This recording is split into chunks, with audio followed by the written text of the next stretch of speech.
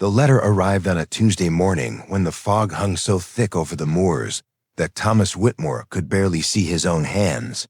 Gripping the reins of his carriage, he had been riding through the Yorkshire countryside for 3 days now, carrying nothing but a worn leather satchel and a growing sense of dread that seemed to seep deeper into his bones with each passing mile. Parchment in his coat pocket bore the official seal of Harwick and Associate Solicitors and contained words that had changed everything about his quiet life as a London clerk. Dear Mr. Whitmore, we regret to inform you of the death of your distant relative, Edmund Blackthorne of Ravenmoor Hall, Yorkshire County. You have been named as sole inheritor of the estate. Please arrive at your earliest convenience to claim your inheritance.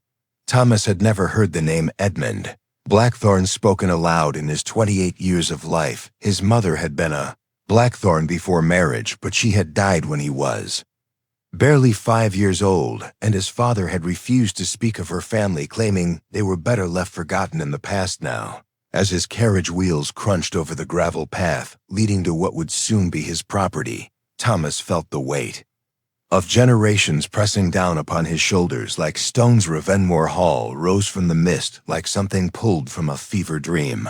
Massive stone structure seemed to grow directly from the moorland itself, its dark windows staring out over the barren landscape like hollow eyes that had seen too much. Gargoyles perched along the roofline, their mouths open in silent screams, while ivy crawled up the walls like grasping fingers trying to pull the entire building down into the earth. Thomas climbed down from his carriage with legs that felt unsteady beneath him. The driver, a local man named Garrett, who had grown increasingly quiet as they approached the estate, now refused to meet Thomas' eyes as he unloaded the single trunk he'll be leaving. You here, Sir Garrett, muttered, his weathered hands shaking slightly as he handled the luggage. No one from the village comes to Ravenmoor after dark, not anymore. Before Thomas could ask what he meant, the man had climbed back onto his seat and was already turning the horses around, leaving Thomas standing alone in the gathering dusk. The massive oak door of Ravenmoor Hall stood slightly ajar. Thomas approached it slowly, noting how the iron hinges had rusted red like dried blood and how strange symbols had been carved deep into the wood itself. The symbols looked old, older than anything he had seen in his studies at university, and they seemed to shift and writhe in his peripheral vision, though when he looked directly at them, they remained still. Inside, the air was thick with dust and something else, something that reminded Thomas of churches and graveyards and places where the dead were meant to rest. Candles flickered in iron sconces along the walls, casting dancing shadows that seemed to move independently of their flames. A tall, thin man emerged from the shadows of the great hall. Mr. Whitmore, I presume, the man said with a voice like rustling leaves. I am Cornelius Marsh, the estate caretaker. I have been expecting you. Cornelius had the kind of pale skin that suggested he rarely saw sunlight, and his dark eyes seemed to hold secrets that went back generations. Moved with the careful precision of someone much older, though Thomas guessed he could not be more than 40. Mr. Blackthorne spoke of you often in his final months. Cornelius continued, leading Thomas deeper into the hall. He said you would come when the time was right, when the family needed you most. Thomas felt a chill run down his spine. I never met Edmund Blackthorne, he said. I did not even know he existed until I received the letter about the inheritance. Cornelius stopped walking and turned to face Thomas with an expression that might have been pity. The Blackthorne blood runs deep, Mr. Whitmore, deeper than memory, deeper than conscious thought, he said. It calls to its own across time and distance, and it always finds a way to bring the family home. They climbed a grand staircase with steps worn smooth by centuries of footsteps, portrait after portrait lined the walls, showing generations of Blackthorne faces. But Thomas noticed something unsettling about every single painting. Eyes in each portrait seemed to follow his movement up the stairs, and every face wore the same expression of profound sadness, mixed with something that looked almost like guilt.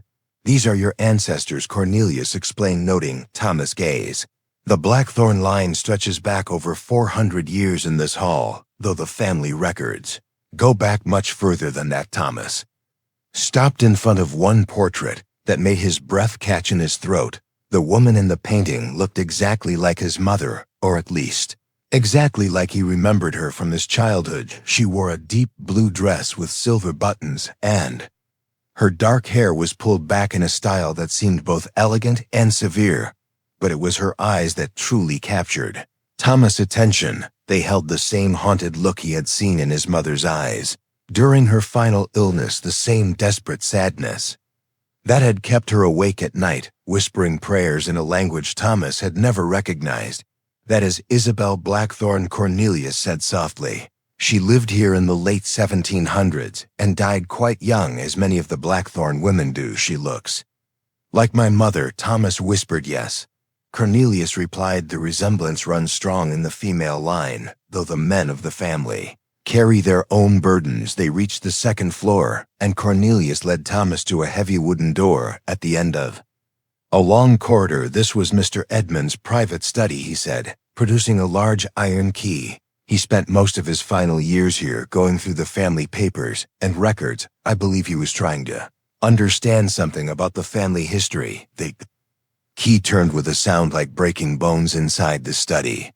Thomas found walls lined floor to ceiling with books, manuscripts and documents, some so old that the parchment crumbled at the slightest touch. A massive desk dominated the center of the sofa room, and scattered across its surface were dozens of papers covered in handwriting that seemed to grow more frantic and desperate with each page. Thomas picked up one of the documents and began to read. The curse began with Nathaniel Blackthorne.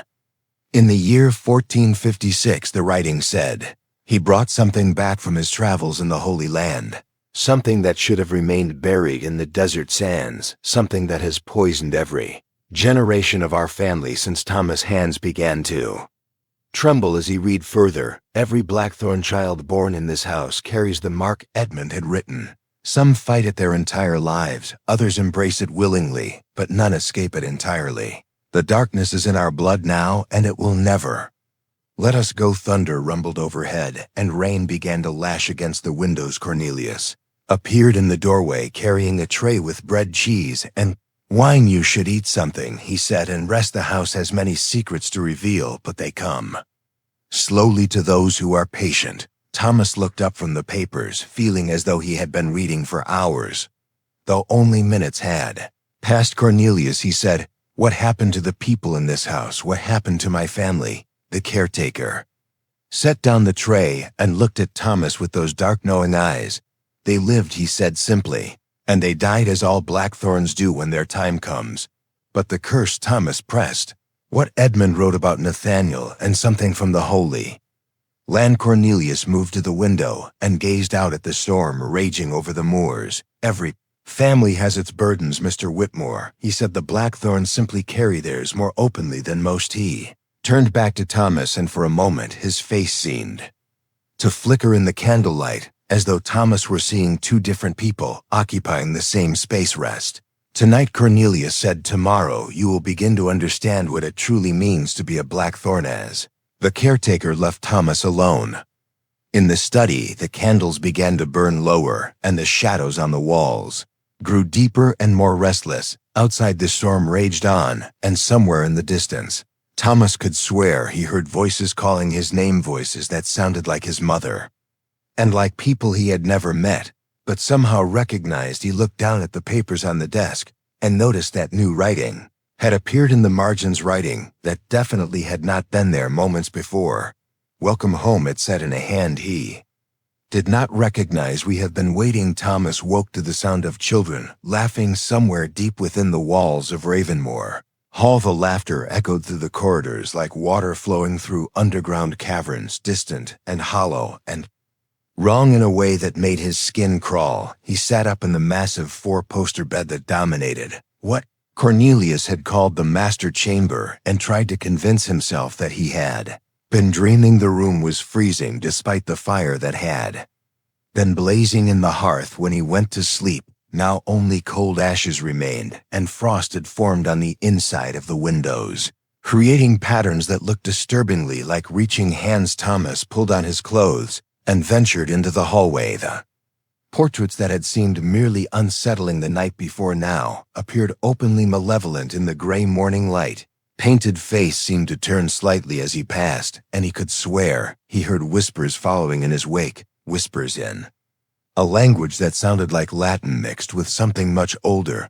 The laughing had stopped, but now Thomas could hear something else. Footsteps, small footsteps running back and forth in the rooms above him. He climbed to the third floor, following a narrow staircase that creaked ominously under his weight. The corridor here was darker than the others, with fewer windows and more shadows. Doors lined both sides of the hallway, and each one bore a nameplate written in tarnished brass: Margaret Blackthorne, 1678 to 1687. William Blackthorne, 1698 to 1703. Catherine Blackthorne, 1721 to 1725. Thomas felt his blood turn to ice water as he realized what he was looking at. These were children's rooms, children who had all died very young. Footsteps had stopped, but now Thomas could hear something even more disturbing: sobbing. The sound came from behind the door, marked Eleanor Blackthorne, 1802 to 1808. Thomas pressed his ear against the wood and heard a little girl's voice crying for her mother. Without thinking, he turned the handle. Door opened onto a perfectly preserved child bedroom, a small bed with pink covers set beneath a window that looked out over the moors. Toys were scattered across the floor as if a child had been playing with them only moments before, and sitting in a tiny rocking chair facing away from the door was a small figure in a white nightgown. Thomas' heart hammered against his ribs as he stepped into the room. Eleanor, he whispered. The figure in the chair slowly began to turn. Thomas stumbled backwards, slamming the door shut. Just as he caught a glimpse of what should have been a little girl's face, instead he had seen something withered and ancient, with eyes like empty wells and a mouth that opened too wide, revealing teeth that were far too sharp. He ran down the stairs, through the corridors, until he burst into the great hall where Cornelius stood waiting with a breakfast tray as if nothing had happened. "Did you sleep well, Mr. Whitmore?" the caretaker asked, with that same knowing expression. "There are children in this house." Thomas gasped. "Dead children who are still here somehow." Cornelius set down the tray carefully. "Blackthorne children have always found it difficult to leave Ravenmoor Hall," he said. "Even death does not seem to release them entirely." "What happened to them?" Thomas demanded. "Why did they all die so young?" "Sit," Cornelius said, gesturing to a chair. "Eat something, and I will tell you what I know." Thomas sat, but found he had no appetite for the bread and jam that Cornelius offered. "Curse affects the children most severely," the caretaker began. "They are born with the mark clearly visible, and the darkness claims them before they reach their 10th birthday." "What mark?" Thomas asked, though part of him already feared the answer. Cornelius rolled up his left sleeve, revealing a birthmark on his forearm that looked exactly like a twisted tree with roots that seemed to move beneath the skin. "Every Blackthorne child is born with this," he said, "and every child dies because of it." Thomas pulled up his own sleeve with hands that shook like autumn leaves. There on his forearm was the same mark. He had carried it his entire life, but had never thought it significant until now. "My mother," he whispered. "She had this too." "Yes," Cornelius said. "She escaped this house when she was 17, married your father, and tried to start a new life away from the family curse, but it found her anyway." Cornelius nodded slowly. "The mark ensures that no Blackthorne can truly escape," he said. "It calls to them in their dreams, shows them visions of home, until they have no choice but to return. She died of fever when I was 5. Thomas said, remembering his mother's final delirium, when she had spoken of shadows that followed her and voices that called her name. "She died because she tried to fight what she was," Cornelius replied. "The fever was just her body's way of giving in to what had always been inevitable." Thomas stood up abruptly, knocking over his chair. "I will not stay here," he said. "I will sell this place and return to London and forget I ever heard the name Blackthorne." Cornelius smiled, but there was no humor in it. "Others have tried," he said. "Your cousin Edmund spent 40 years attempting to break the curse." Led Thomas back to the study where more documents had appeared on the desk. Overnight, Edmund discovered that Nathaniel Blackthorne brought back more than just cursed objects from the Holy Land. Cornelius explained. He brought back knowledge. Thomas picked up a leather-bound journal that had not been there the previous evening. Pages were filled with Edmund's careful handwriting, but also with diagrams that hurt to look at directly. Nathaniel learned rituals from the desert mystics Edmund had written. He thought he could use their power to make his family wealthy and influential, but he did not understand the price that such knowledge demands. Thomas turned the page and found a detailed drawing of the family tree, but this was unlike any genealogy he had ever seen. Instead of names and dates, each entry showed how that person had died. Margaret drowned in the lake, though she knew how to swim. William fell from the tower window, though the room was locked from inside. Catherine was found in the cellar with her throat torn, though no animal could have entered the house. Thomas' hands began to shake as he read entry after entry. Every Blackthorne for the past 400 years had died violently and mysteriously, and at the bottom of the family tree, Edmund had written one final entry: Thomas Whitmore, born 1819, inherited 1847, will die. The date of death had been left blank. Thomas threw the journal across the room. "This is madness," he shouted. "Superstition and coincidence, nothing more." Cornelius retrieved the book calmly. "Edmund said the same thing," he replied, "right up until the night he died." "How did he die?" "He was found in the cellar," Cornelius said, "with his throat torn, though no animal could have entered the house." Thunder rolled overhead and the candles in the study began to flicker, though there was no wind. "You feel it already, don't you?" Cornelius asked, the pull of the mark. "The whispers in your blood." Thomas wanted to deny it, but he could not. Since arriving at Ravenmoor Hall, he had felt something stirring inside him, a hunger he could not name, a restlessness that grew stronger with each passing hour. "What does it want?" he whispered. "What it has always wanted," Cornelius replied. "To feed, to grow, to spread beyond the boundaries of this house and into the world. And it uses the Blackthorne family to do it." As if responding to their conversation, the house around them began to change. The walls seemed to breathe.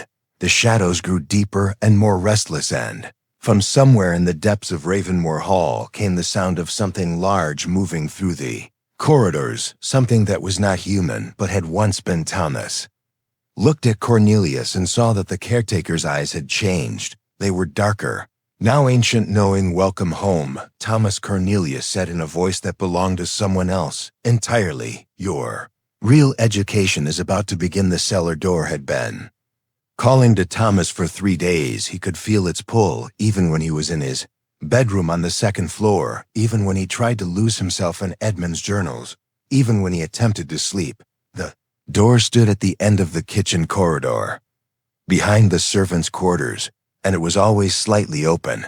No matter how many times Thomas pushed it shut, Cornelius had forbidden him from going down there. "Cellar holds the oldest parts of the curse," the caretaker had warned. "Things that should not be disturbed by the living." But Thomas could no longer distinguish between his own thoughts and the whispers that filled his head day and night. Whispers spoke in his mother's voice sometimes. Other times they used the voices of children he had never met but somehow recognized, and always they told him the same thing: "Come down to us, Thomas, come and see what you really are." On the fourth morning, Thomas woke to find bloody handprints on his bedroom walls. Small handprints, like those of children. The prints formed a trail leading from his bed to the door and out into the corridor. Thomas followed them with a sense of inevitability that felt like drowning. The prints led down the main staircase, through the great hall, past the kitchen, and straight to the cellar door, which now stood wide open. Stone steps descended into darkness, so complete that Thomas could not see the bottom. The air that rose from below was thick with the smell of earth and decay, and something else, something that reminded him of the morgues he had visited during his brief time studying medicine in London. Thomas lit a candle and began his descent. The walls were carved from living rock and covered with the same strange symbols he had seen throughout the house, but down here the symbols seemed fresh, as if they had been carved recently by hands that still bled. As Thomas descended, the whispers grew louder, deeper. They said, "Come deeper, Thomas, find us, join us." The stairs ended in a vast underground chamber that stretched far beyond the reach of his candle. The floor was covered with what looked like salt arranged in intricate patterns that hurt his eyes to follow, and scattered throughout the salt were bones, human bones, small bones, children's bones, arranged in careful circles around larger skeletal remains. Thomas dropped his candle in the brief flare. Before it went out, he saw them, dozens of children standing in the darkness between the bone circles. Their skin was pale as moonlight. Their eyes were black holes in their faces, and they all wore the same expression of hunger and desperate need. Thomas, they whispered in unison, "You came." Darkness was complete now, but Thomas could still see them. They glowed with their own cold light, like phosphorus on the surface of a stagnant pond. "We have been waiting so long," said a little girl who stepped forward from the group. Thomas recognized her from the portrait in the third-floor corridor. Margaret Blackthorne, who had drowned in the lake at age 9. Waiting for what? Thomas managed to ask, though his voice came out as barely a whisper. "For someone to feed us," Margaret replied. "Someone with the mark, someone with the blood." Children began to move closer. Thomas could see now that they were not really children anymore. Their bodies were twisted and wrong, their limbs too long, their joints bending in directions that should not be possible. "Every generation," said another child, "one must be chosen. One must come down and feed the hunger that lives in the roots." "Edmund fed us for a time," added a boy whose throat was torn open. "But he grew old and weak and could not satisfy us anymore." Thomas backed against the stone wall. "What do you want from me?" "What we have always wanted," the children said together. "What Nathaniel promised us so long ago." Chamber filled with a sound like wind through dry leaves. From the deepest shadows, something much larger began to emerge. It had once been human, Thomas could tell, but centuries of feeding on the Blackthorne children had changed it into something else entirely. Moved on too many limbs, and its face was a collection of features borrowed from every child it had consumed. "Nathaniel," Thomas whispered. The thing that had once been Nathaniel Blackthorne smiled with Margaret's mouth and William's teeth and Catherine's tongue. "I brought the hunger back from the desert," it said in a voice made from a dozen different throats. "I thought I could control it, use it to make my family powerful. Instead, it made us eternal, eternal and starving." Thomas felt the mark on his arm begin to burn. Looking down, he saw that it was glowing now, pulsing with the same cold light that emanated from the dead children.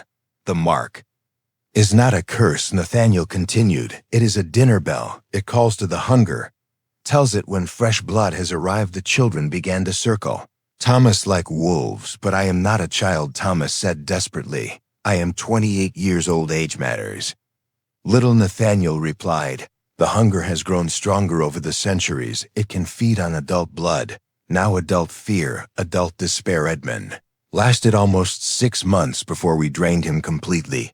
Thomas tried to run, but found that his legs would not obey him. The mark on his arm was burning like a brand now, and he could feel something flowing out of him. His strength, his warmth, his life. "Do not fight it," Margaret said kindly. "Fighting only makes the hunger more painful. Let us in, Thomas, let us share your blood, your memories, your dreams." Thomas fell to his knees as the children pressed closer. Their cold hands touched his face, his arms, his chest. Wherever they touched, he felt pieces of himself being pulled away. "We are your family," they whispered. "We have always been your family. Your mother tried to escape us, but we called her back. We sang to her in her dreams until she had no choice but to return." Thomas saw flashes of memory that were not his own. His mother as a young woman running from Ravenmoor Hall in tears. His mother during her final illness, reaching toward shadows only she could see. His mother whispering his name as she died and begging him never to come to this place. "She knew what would happen to you," the children said. "She knew we would claim you eventually, but the blood always returns to the source." "Thomas, the blood always comes home." Thomas felt consciousness slipping away as the children fed. Just before the darkness claimed him completely, he heard footsteps on the stone stairs. "Enough," said a voice that was definitely not Cornelius, though it came from the caretaker's throat. "He is not ready yet. There are still things he must understand before the feeding can be complete." The children released Thomas reluctantly. 3 more days, Nathaniel said. "Then he joins us permanently. 3 more days to accept what he is." Thomas felt himself being lifted and carried up the stairs as consciousness faded. He heard Cornelius speaking in that strange voice. The ritual must be completed properly, he was saying. The sacrifice must be willing, or the hunger will never be satisfied. 3 more days to break his will. 3 more days to make him want to die. The last thing Thomas saw before darkness took him was the cellar door closing. But he knew now that it would never truly be closed to him. The hunger had tasted his blood, and it would not let him go. Thomas woke in his bed with no memory of how he had gotten there. 3 days, the voice had said. 3 days to break his will. But when Thomas looked at the calendar on his nightstand, he saw that a full week had passed. His reflection in the bedroom mirror showed a stranger. His face was gaunt and pale, his eyes were sunken deep in their sockets, and his hair had begun to turn gray at the temples. Disturbing of all, the mark on his arm had spread. What had once been a simple birthmark now covered his entire forearm in intricate patterns that seemed to pulse with their own heartbeat. Thomas stumbled to the window and looked out over the moors. Landscape had changed. Where once there had been barren hills and scattered trees, now Thomas saw a sprawling cemetery that stretched to the horizon. Hundreds of headstones rose from the earth like broken teeth, and moving between them were figures in white, children all walking slowly toward Ravenmoor Hall. Thomas rubbed his eyes and looked again. The cemetery was gone. Moors had returned to their normal desolate state, but Thomas could still see the children in his peripheral vision, still here. Their whispered promises, come to us, stop fighting, it will be easier if you surrender. Thomas dressed quickly and made his way downstairs. The house felt different. Now the portraits no longer merely watched him now. They spoke. You cannot leave, said the painting of his great-grandfather. The blood binds you here. Death is not the end, whispered the woman who looked like his mother. Death is just the beginning of service. Thomas found Cornelius in the kitchen, preparing what looked like a feast: roasted meats, fresh bread, sweet pastries, and wine. But the food smelled wrong. It smelled like the cellar, like earth and decay and old bones. You must be hungry, Cornelius said without turning around. You have slept for a very long time. How long? Thomas demanded. Long enough for the hunger to take root properly, Cornelius replied. Long enough for you to begin the change. Turned, and Thomas saw that the caretaker's face had altered. The skin was tighter, now pulled back to reveal too much teeth. The eyes were completely black, and when he smiled, Thomas could see that his tongue was forked like a serpent's. What are you? Thomas whispered. I am what you will become. Cornelius said. I was the caretaker before Edmund. I was chosen just as you have been chosen. The hunger needs servants among the living, he continued. Someone to tend the house, to bring new blood when the family line grows thin. How long have you been here? Since 1798. Cornelius replied. I came here as a young solicitor to settle an estate matter just as you did. He have been feeding the children for 50 years. Now Thomas backed toward the door. And before me, there was another, Cornelius continued. And before him another, stretching back to the very beginning. We are all servants of the hunger, now Thomas, all of us united in purpose. Thomas turned and ran through the great hall, up the stairs to the 3rd floor. Everywhere he went, he found the same thing. The house was full of people, men and women of all ages, all bearing the unmistakable mark of the Blackthorne family, all dead, all serving. Thomas called a woman in a blue dress. Come and meet your cousins. Have been waiting so long to welcome you, properly, said a man whose throat was torn open. The family is never truly gone, whispered a child who could not have been more than 6. We just serve in different ways now. Thomas locked himself in Edmund's study, but even here he found no peace. Edmund sat at his desk, just as Thomas had seen him in life. But Edmund was translucent now, and the wound on his throat gaped like a second mouth. I tried to fight it, Edmund said without looking up from the papers he was writing. I spent 40 years researching, looking for a way to break the curse. Did you find one? Thomas asked desperately. Edmund laughed bitterly. There is no breaking what we are, he said. There's only acceptance or madness. I chose madness for a time. It did not help. Edmund turned to face Thomas, and his eyes were the same black holes that Thomas had seen in the cellar. The hunger grows stronger with each generation, he said. What once required the death of children now feeds on adults as well. Soon it will be strong enough to leave this place too.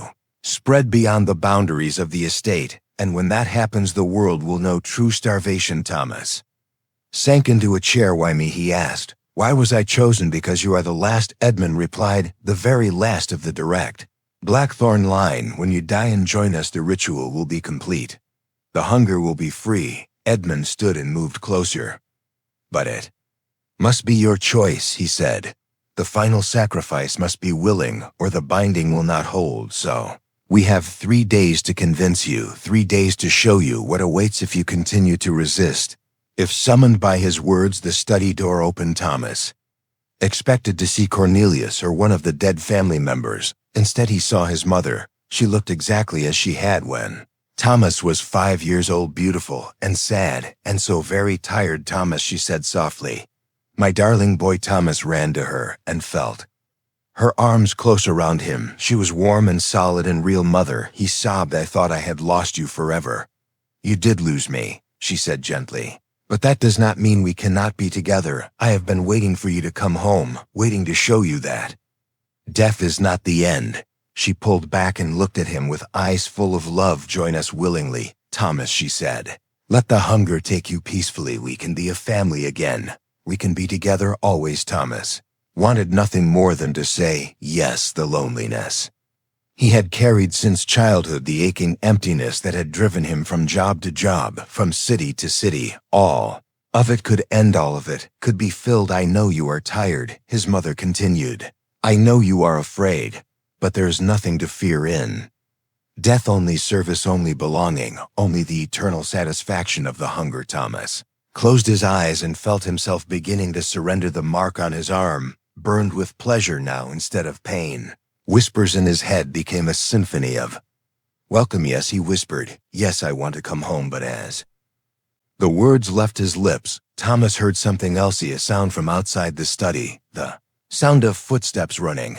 Heavy adult footsteps, not the light steps of dead children. Someone alive was in the house. Someone who did not belong to the hunger. Thomas opened his eyes and his mother was gone. Edmund was gone. He was alone in the study with only the sound of those running footsteps growing closer. Help, called a voice from the corridor. Someone please help me. It was a woman's voice, a living woman's voice. And Thomas realized that his 3 days were not yet over, that there was still a chance, still hope if he could warn her, if he could save her. Maybe he could save himself as well. But as Thomas reached for the door handle, he felt the mark on his arm begin to burn again, and he heard the dead children laughing somewhere in the walls. Let her come, they sang. Let her come to us. Fresh blood, young blood, the hunger grows stronger. Thomas threw open the study door and ran toward the sound of the woman's voice here. He shouted, I am here. He found her in the great hall, backed against the massive fireplace. She was young, perhaps 20, with dark hair and intelligent eyes that reminded Thomas painfully of his mother. But, unlike the apparitions that haunted Ravenmoor Hall, this woman cast a shadow. This woman breathed. This woman was gloriously, terrifyingly alive. Thank God, she gasped when she saw Thomas. I thought I was alone in this terrible place. Who are you? Thomas demanded. How did you get inside? My name is Victoria Harrington, she said. I am a journalist from London. I have been investigating reports of strange occurrences at Blackthorne Properties. Thomas felt ice water flood his veins. You must leave, he said urgently. Right now, before they realize you are here. But even as he spoke, Thomas could feel the house beginning to react. The temperature dropped 20 degrees in seconds. Portraits on the walls began to whisper excitedly, and from the cellar came the sound of small feet running up stone steps. Before who realizes I am here? Victoria asked the dead. Thomas said simply. Victoria stared at him for a long moment. You are Thomas Whitmore, she said. The heir who disappeared 3 weeks ago. 3 weeks, Thomas repeated numbly. Time was moving differently for him now. What felt like days were actually weeks. What felt like hours were actually days. The solicitors in London hired me to find you, Victoria continued. They were concerned when you stopped responding to their letters. I have been tracking missing Blackthorne heirs for months, she added. 7 men and women have disappeared from various Blackthorne properties across England all in the past 5 years. Thomas grabbed her arm. Listen to me very carefully, he said. This house is cursed. The Blackthorne family made a pact with something ancient and evil. It feeds on family blood, and anyone who stays here too long becomes part of it. Victoria pulled out a small notebook and began writing. Fascinating, she said. Local superstition or genuine supernatural phenomenon. This is not a story for your newspaper, Thomas shouted. This is life and death. But Victoria was not listening. She was staring at something behind Thomas. Thomas turned and saw them, all of them, every dead Blackthorne who had ever lived in Ravenmoor Hall. They filled the great hall like a congregation, children and adults, men and women from different centuries, all united by the same black eyes and hungry expressions. Welcome, said the woman who looked like Thomas' mother. We have been waiting for fresh blood. Victoria raised a camera that Thomas had not noticed before. The flash exploded like lightning. For a moment, every dead face in the hall was illuminated in stark detail. Then they were gone, vanished, as if they had never been there at all. Extraordinary. Victoria breathed. Residual psychic energy, mass hallucination, or perhaps actual manifestation. You photographed them, Thomas said in amazement. You can see them. I can see many things, Victoria replied. That is why I investigate the supernatural. It runs in my family. She rolled up her sleeve, revealing a birthmark identical to Thomas' own. Thomas felt the world tilt beneath his feet. You are a Blackthorne, he whispered. Victoria smiled, but there was no warmth in it. Victoria Blackthorne Harrington, she corrected. Great-granddaughter of Marcus Blackthorne, who fled this house in 1823. Just like your mother fled, just like you tried to flee the mark on. Thomas' arm began to burn as understanding crashed over him like a wave. You are not here to rescue me, he said. I am here to complete the ritual, Victoria replied. Her voice was changing, becoming deeper and more resonant. Hunger requires 2 willing sacrifices from the direct line, male and female. Life and death joined in eternal service. Edmund thought he could satisfy it alone, she continued. But single blood is not enough anymore. Curse has grown too strong. It needs a mated pair of family to serve as its permanent anchors in this world. Thomas tried to run, but his legs would not obey. The mark on his arm was spreading faster, now crawling up toward his shoulder like living tattoo. I have been preparing for months, Victoria said. Weaken in my resistance, learning to welcome the hunger, learning to want what it offers. She moved closer and Thomas could see that her eyes were beginning to darken. Eternal life, she whispered. Eternal purpose. Never again to feel lost or alone. Never again to wonder what we are meant to be. We can rule together. Thomas, king and queen of the hungry dead. Thomas felt himself being pulled toward her, not by physical force, but by something deeper, by the mark, by the blood, by 400 years of accumulated need. He said weakly, I will not let this happen. Victoria laughed. You have no choice, she said. Look at yourself. Thomas looked down at his hands. They were pale now, almost translucent. He could see the veins beneath the skin pulsing with dark fluid.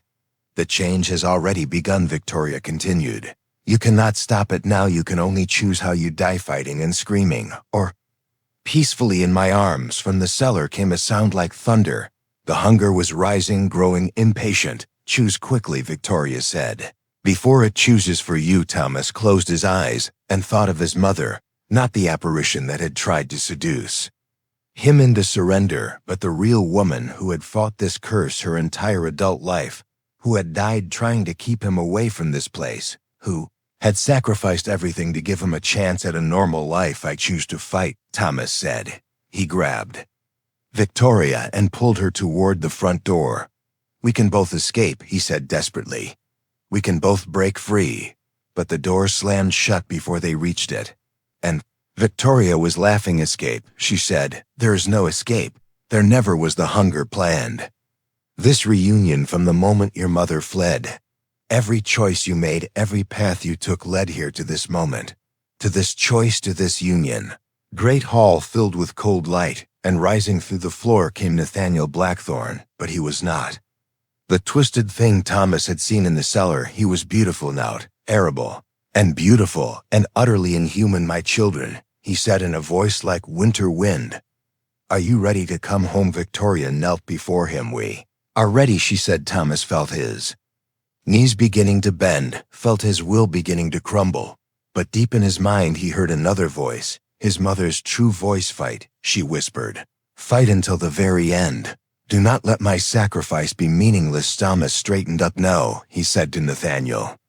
I will not serve the ancient thing that had been his ancestor. Smiled. Then you will watch your beloved die first, it said. Her death will be on your conscience. Forever. Nathaniel raised his hand, and Victoria began to scream. Her skin started to peel away like old paint, revealing something raw and bleeding underneath. Mark on her arm spread across her entire body, turning her into a living map of pain. Stop. Thomas shouted, I will do whatever you want to. Late. Nathaniel replied, you had your chance. For mercy, now you will learn what defiance costs. But as Victoria writhed on the floor, something strange began to happen. Instead of begging for Thomas to save her, she began to laugh. You fool, she gasped between screams. You beautiful fool, did you think I came here unprepared? She reached into her coat with hands that were now mostly bone. From an inner pocket, she pulled out a small glass vial filled with what looked like salt. Holy earth from Jerusalem, she said, blessed by every major religion gathered. From the exact spot where Nathaniel first encountered the hunger, Thomas stared in amazement. You knew, he said. You knew all along. You have been hunting this curse for 5 years. Victoria replied, struggling to her feet. Ever since it took my brother Marcus. Blackthorne was my great-grandfather.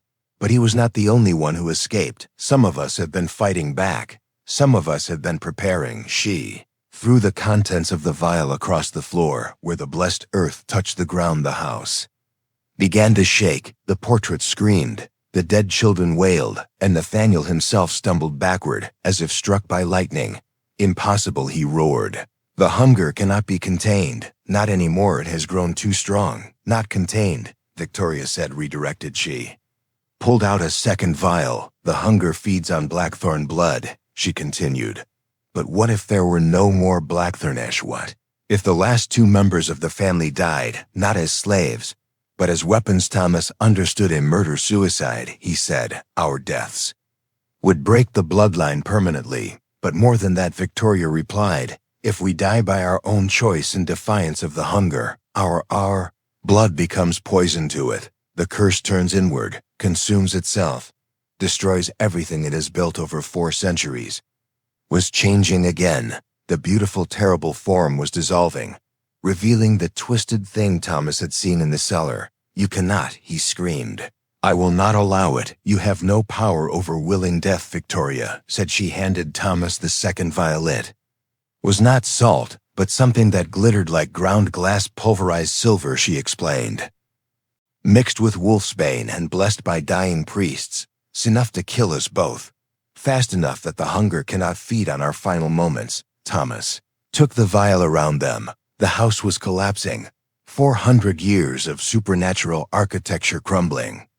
As the blessed earth did its work, the dead children were fading. The ghostly ancestors were screaming. Everything that the hunger had built was coming apart. My brother died slowly, Victoria said. Fed to the hunger piece by piece. But we can choose how. Our story ends. We can choose to be heroes instead of victims. Thomas looked at the vial in his hands.